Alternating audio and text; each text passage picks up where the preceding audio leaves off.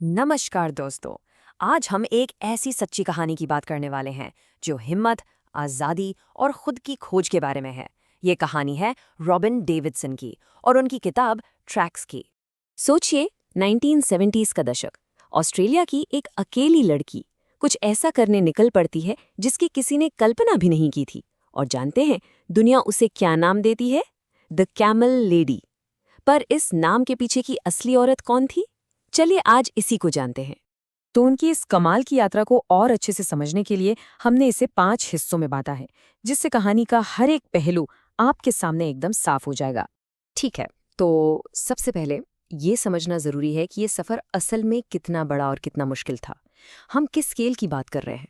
Robin Davidson ने 1700 मील यानी लगभग 2700 किलोमीटर की दूरी पैदल तय की, और वो भी दुनिया के सबसे वीरान और खतरनाक रेगिस्तानों में से एक में।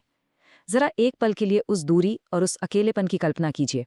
महीनों तक कोई दूसरा इंसान नहीं, सिर्फ आप और वो खुला अंतहीन रेगिस्तान।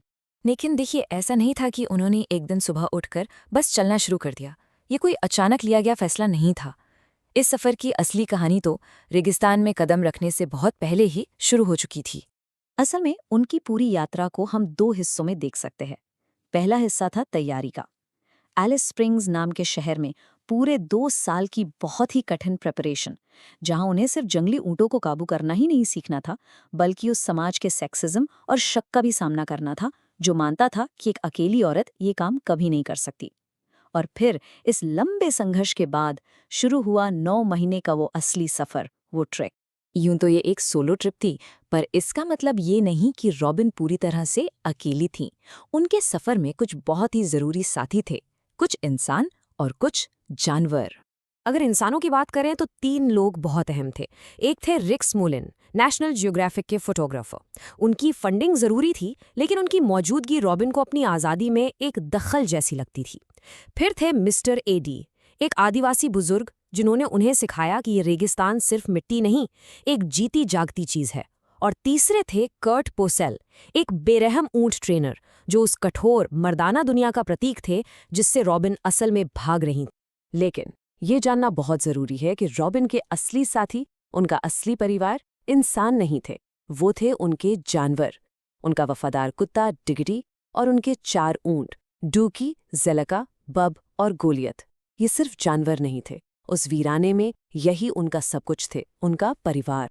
अब देखिए, ये कहानी सिर्फ 2700 किलोमीटर पैदल चलने की नहीं है, ये उससे कहीं ज्यादा गहरी है। ये एक पावरफुल स्टेटमेंट थी। चलिए अब रेत के नीचे छिपे इसके असली मतलब, इसके थीम्स को समझते हैं। ये वो दौर था 1970s का, जब औरतों से एक खास तरह से जीने की उम्मीद की जाती थी। ऐसे में रॉबिन का ये सफ़र समाज के बनाए नियमों के खिलाफ एक खुला विद्रोह था। ये अपनी शर्तों पर अपनी जिंदगी जीने की एक जिद थी। और उनकी ये एक लाइन, बस ये एक लाइन सब कुछ कह देती हैं। और कहती हैं, मैं एक विक्टिम, एक पीड़ित बनकर थक चुकी थी।